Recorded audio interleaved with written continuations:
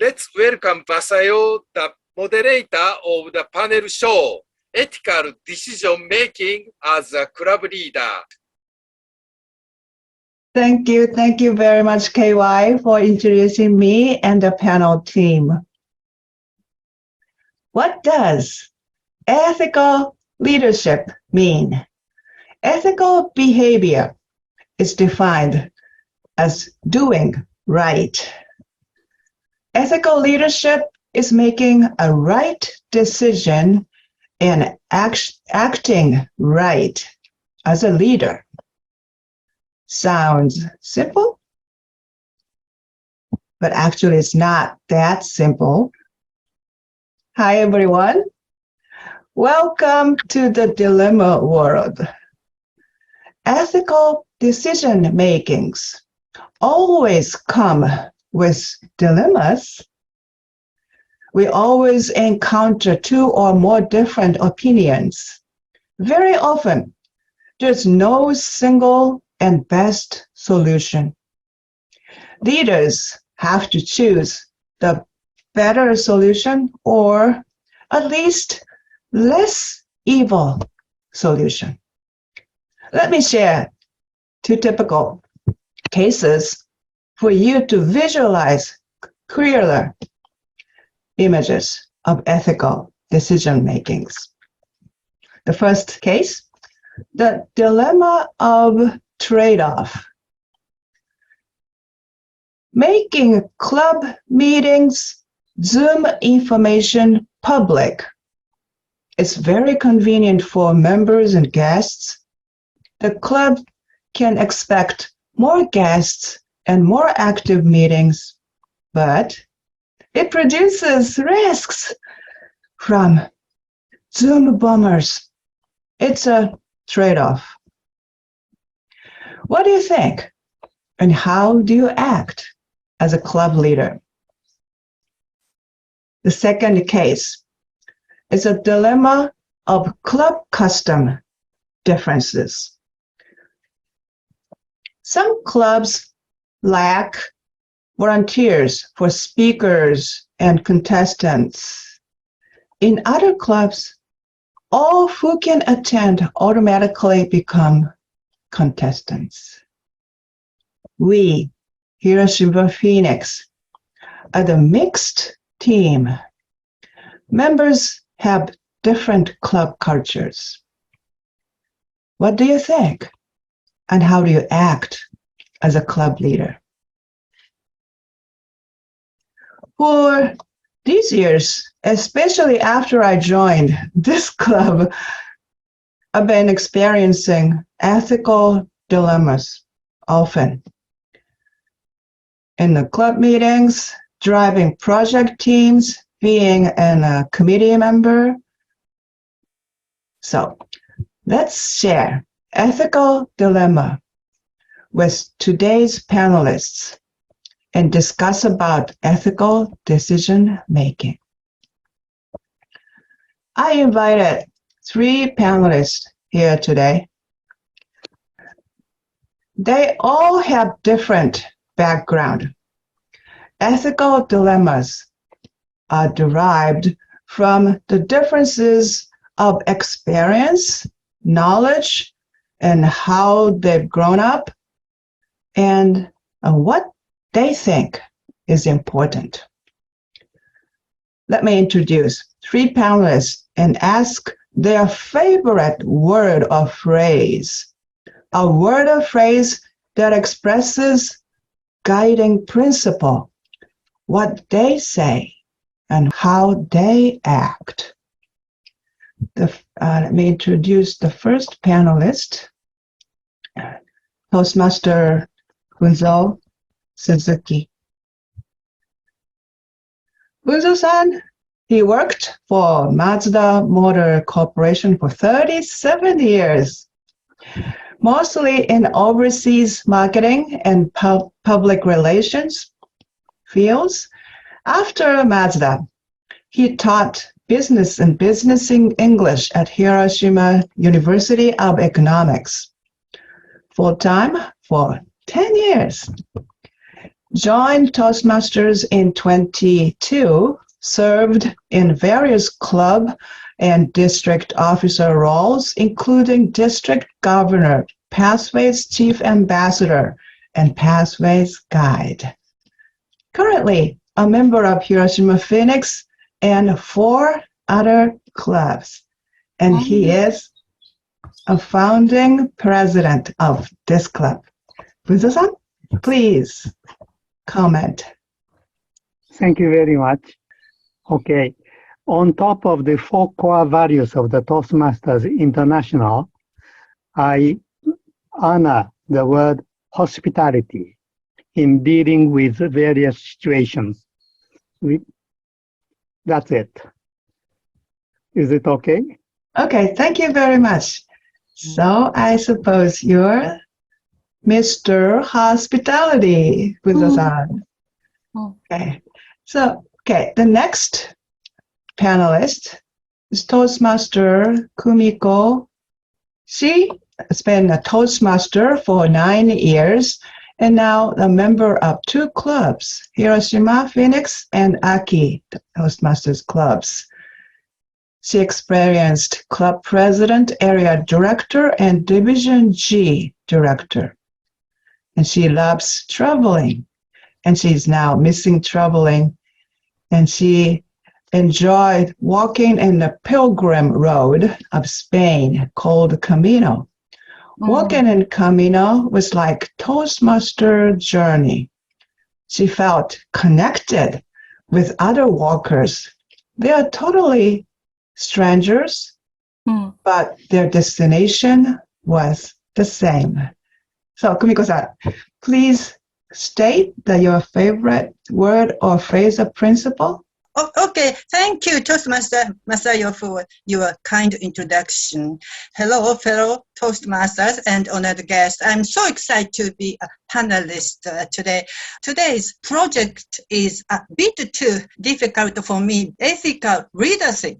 The manual says ethical leadership is knowing the right decision. But what?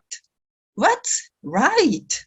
It's a tough question to answer, but I believe in any decision, showing respect would be one answer. So my important word is respect. In any decision making, showing and giving respect is important, I believe. Thank you. Thank you very much, Kumiko-san. You are the leader of respect. Thank you for joining this panel. Okay, let me introduce the third and last panelist today, and Mr. Mike Lorette. He has been my mentor since I attended his technical writing course many years ago. He worked in training and communication for over 30 years in academia and in industry. He was a chief instructor at NEC Corporation for years, now working as a copy editor and communication consultant for a Honda subsidiary and also as freelance. He's from San Francisco, California originally, but has been living here in Japan since 1970. Wow. So welcome, Mike, and please state your word or phrase of your principle. Thank you very much for a very fine introduction. I always strive and have striven to act ethically, whether it's in a leadership job or just in everyday life, with justice as my constant guiding principle in government and academia and in industry. In my various professional or club activities, the continuous effort to manage compromise and trade-offs without sacrificing integrity has sometimes been a struggle, but it's always been worthwhile. That, I think, is the key to ethical leadership. Thank you, Mike. We have Mr. Hospitality, Buzo-san, and the leader of respect, Kumiko-san, and a man of justice, Mike. Wow. Okay, so this is the opening of this panel discussion to just a little speech from me and the three panelists introduction. And we're going to have the ethical dilemma episodes collection from all the panelists here. And after that, we will discuss on one topic and then Q&A session and then closing. And totally, I expect to conclude this session in 40 minutes. Let's going on to the next session, the ethical dilemma episodes. We've learned that the panelist word of ethics. Now, I would like to ask the panelists to share your ethical dilemma episode you have experienced. Gallery people, please take note. You should be ready for the Q&A session. Please take notes of what you are going to ask to us. Okay, the first episode, Bunzo-san, are you ready? Go ahead. Well, before I share the episode, may I make some passing comments here? Sure. Okay. We are all members of Toastmasters International. We are here to learn something, and leadership is one of that something. And as a student of leadership, we are here to be allowed to make mistakes, for making mistakes. So this leadership training is what we are going through. So in ethical situations, we have certain set of rules that we are expected to observe as a member of Toastmasters. That will create an important framework in which we have to behave, or we have to think. With that said, I'd like to share one dilemma situation surrounding Toastmasters or many other organizations. We have many members, and each is entitled to their own opinions and thinking. So there is a difference, always difference in opinion. But as an organization, we have to select one last decisions. How do we make? When we do not have the unanimous situations, there will be somebody leaving out of this decision as a result.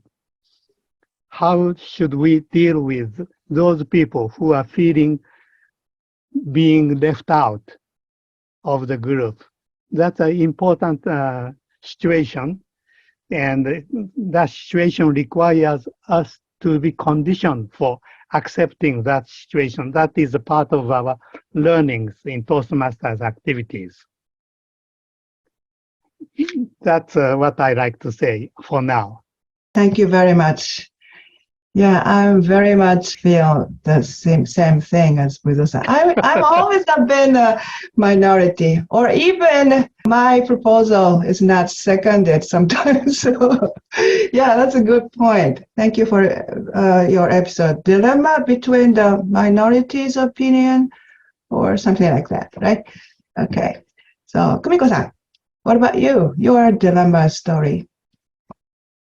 About my family. My husband and I from both Hiroshima area, but he from sea area and me from mountain area. So we are both from Hiroshima, but sometimes our discussion possibly may be an argument or something like that. So to avoid that situation, I think respect is important. Sometimes tolerance or maybe patience, but showing respect is the important key. I think in Toastmasters, we have the same situation. So members are from many areas and different background. So showing respect to others' opinions is important, I believe. Very good point. Any comments from Bunzo-san or Mike? Okay, Bunzo-san, yes. Okay, thank you. As I said, we are, as a member of Toastmasters, we have core values to uphold. And one of the core values of Toastmasters is definitely respect. So you touched on the core already. Thank you. Right.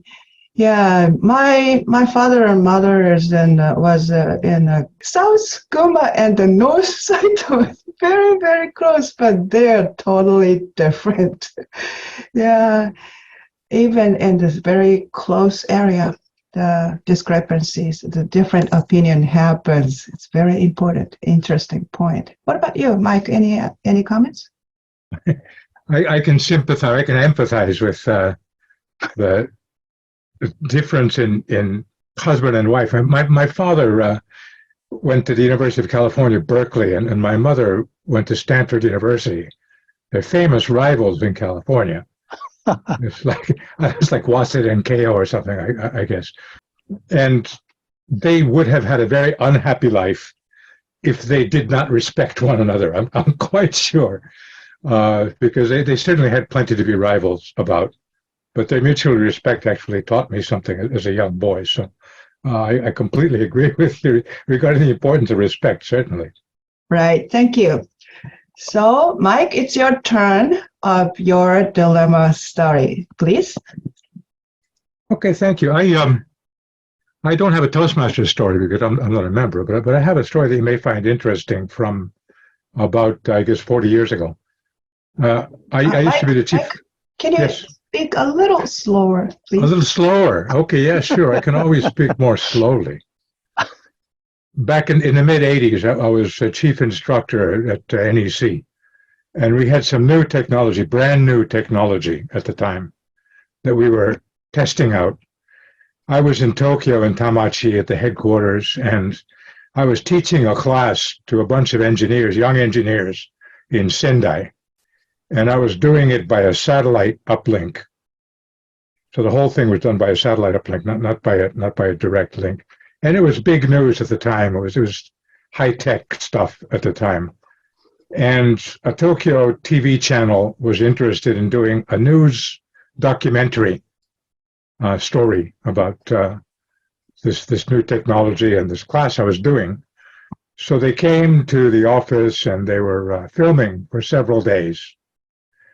And that was fine. The company was happy because it's free advertising. The TV channel was happy because it's an interesting stuff to be talking about in their business news program. But unfortunately, the director wanted it to be a little bit more dramatic. So they asked me to demonstrate something which, in fact, the system could not do. It was asking for fake news, basically, 40 years before fake news became a popular term. What they wanted me to do was something which the system technologically could not accomplish. And so I refused, because it would have been fake. It would have been untrue. But they insisted because it's more dramatic. And their listeners, their watchers would appreciate it. My boss and his boss agreed with the TV channel, unfortunately. And there was a great deal of pressure on me to just go along and pretend to be doing this function, which in fact the system could not do. But I refused because it wasn't true. It was ingenuous. It was inaccurate. And I told the director, I said, look, if you were doing a drama, it'd be okay. But you're a news program, and so you have to be accurate. And he didn't agree with me. He said, well, a little exaggeration is okay, nobody will know. My boss agreed with him. Finally, they got the vice president of NEC came down and tried to convince me to go along with this program. And I said no. And finally, I had to threaten to resign from the company. So I said, look, I'm not going to do this no matter what. It's unjust to the watchers. It's a fake. I'm not going to participate in this. It's a fraud. And if I must, I will resign from the company, find somebody else to do it. And so finally, they realized I was serious about this. And so the company backed off, let me do what I want. The TV channel they already had maybe 3 days of film, so they couldn't quit. And we went ahead and they showed accurately, didn't do the dramatic fake. And in fact, it turned out to be a very popular, well-received, very fructuous documentary program. So in the end, everybody was happy, even me, because of an ethical decision. Also, I think the students in Sendai were young guys willing to do whatever the company said. Maybe they learned something about ethical leadership then as well. So that's my little story from back in the bubble days. Okay, thank you. Thank you very much.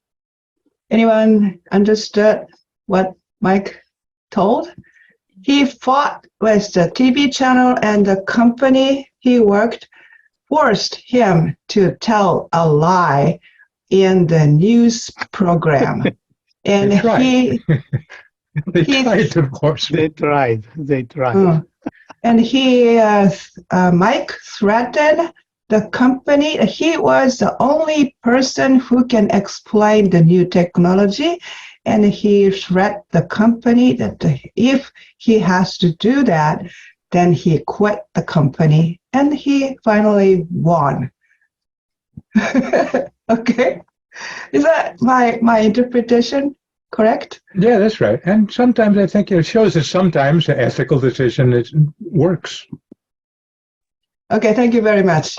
Yeah, as a vice president of PR of this club, when I have to make a fake news as our club PR video, maybe I can resign as president PR. It's a very, I felt the empathy. Okay, Guzo-san. Yes. When you face with this kind of situation, one thing you have to remember is that we are here on an enduring basis, not overnight fame or credibility. Our credibility takes a long time for building it up, and you can do it overnight over such some very stupid actions. Even if some people become very eager to sell or oversell yourself or your product, you have to remain substantial. Otherwise, you cannot support yourself at the end, resulting in the loss of the credibility of the company or yourself, personal credibility too. So, Mike, you did it very well. Thank you. I'm glad you think so. You were in marketing for Mazda for a long time, right? Yes. I'm sure that you must have encountered many similar kind of situations where it would have been much easier to exaggerate something a little bit, even if it wasn't entirely accurate. So I'm sure you can understand very well the considerations. Thank you very much for the discussion. It's a very interesting and very thought-provoking, and we have to think about the fact and the fake and the sincereness, or many items are included in Mike's episode. Thank you very much. Okay, now let's start the deeper discussion on the topic I chose for today's discussion. The theme is, should we always follow the rules? Okay, so we always follow the rules. That's the topic for this maybe 9 or 10-minute discussion by the panel, all the panelists. Okay, let me pick one example. Dilemma between rules and club aim, especially the Hiroshima Phoenix Toastmasters. You know, brand manual, right? Toastmasters International stipulate the very, very strict rules in this brand manual. Brand manual prohibits photos of architectures, which is not relevant to Toastmasters activity. Okay? One of the Hiroshima Phoenix club aims is world peace. We want to support, to build the peace in the world. We want to use the photo of atomic bomb dome on our club website as a symbol of the world peace. So it's a dilemma between the TI's rules and the club's aims. Okay, so that's one example of what you think, how we can act. What Toastmasters International rules you usually refer? The Toastmasters International have a bunch of rules. Are you always following those rules? Do you have any specific rule difficult for you to follow? So, anyone? Budo-san, please. Yeah, instead of going into the specifics, I like to discuss it in a broader sense. Your first question, when there is a set of rules, is it right to follow the rules all the time? My answer is yes. So long as there is a rules and that is adopted as the rules of that organization, then we are in a position to follow those rules. When we are not clear whether it's a part of the rule or not, like this building case, the last verdict has to come from the Toastmasters International. So to be clear, we have to seek the judgment from them. I think that is a proper action for us. Okay. I know that the Budo-san is mostly all the governing documents. That's if you print it, the 200 pages document. I think you went through all the pages, but sometimes it's very difficult to read. Even just for read, it's very difficult. I found many rules that is not realistic. You know, for example, the club and district officers has to be proficient in English. It seems that it sounds like it's defined very old time before the Toastmaster is spread out this worldwide. And the brand manual says this, some of them are very ambiguous. Something is very, very strict. So the spaces around the logo or something like that, it's very difficult to follow. Yes, Budo-san, please. Yeah. Just for your information about that requirement written in the rules about all club officers have to be proficient in English, I found it so intriguing that I asked Toastmasters International about their position, about that saying, about that rule. So I am expecting their answers. They came back saying that they promise they will return with the answer in a short while. So Wow. I'm anxious to see it. Yes. Let me be the devil's advocate here a little bit. I've been in the military, I've worked for the government, I've worked for a big company and small companies and a university. I've encountered many, many, many different kinds of rules, and most of them were, in fact, very useful and necessary rules. But I would like to mention also that people sometimes have a question about the difference between morals and ethics. And one of the definitions is that morals has to do with rules. Ethics has to do with how you act in or not in accordance with those rules. There's various definitions, but let me point out that sometimes it may not be the most ethical thing to follow the rules. And for some examples, I'd like you to remember World War II. You may be familiar with Oskar Schindler from the movie Schindler's List, or Tune, maybe his name was, Sugiura, the Japanese consul general in Latvia, and also, I've forgotten his first name, Dr. Ho, Deng Xian Ho, maybe? He was a Chinese diplomat in Vienna. All of them risked a great deal in breaking their rules, providing many visas to Jewish people so they could escape the concentration camps or extermination camps in Nazi Germany in the 30s and 40s. And I would point out that sometimes it's better maybe to break or at least bend the rules. Not always, but sometimes. Okay, thank you. So, Budo-san, you're the last commenter of this session. That's good.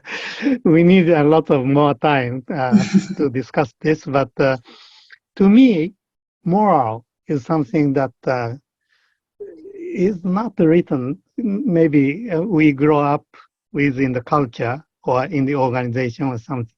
Ethics is more structured thing, and rules are the typical set of the centerpiece which will dictate our ethics. Because ethics in one organization may not be ethical in some other organizations. But when we are a member of Toastmasters, we need to stick to the rules. And if we allow individual to start thinking that this is too old-fashioned, it is better to break this rule. If we leave each individual to judge and behave on that basis, there will be no coherent identity of that organization.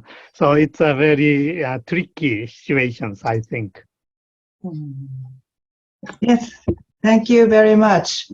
So let's conclude the discussion session, and let's have the questions from the gallery members. Anyone, please raise your hand if anyone has. Okay, Alex-san, please. Okay, let me bring it to the spotlight here. Okay, please. I broke the rules of showing buildings A-bomb dome in 4 times presentation in 4 different Toastmasters club. And I don't know why, if it's ethically persuasive enough, I will follow, but I don't know the reason why showing the building is the rules set by TI. Interesting question. Yes. Yeah. Kumiko-san, please answer. Okay, the rules are important and rules are something to follow. But if a lot of people think this rule is old-fashioned or strange, we can change the rules. So we need to make our voice up. I think so. Hey, Budo-san? I agree to you. We have rules to change rules. We have to follow. We cannot follow the judgment of individual to create new rules. We have to follow the rules to change the rules. Yeah. I see. Thank you very much, everyone. I'm afraid that we're running out of time, so let me conclude within 2 minutes to make a short comments from me to conclude.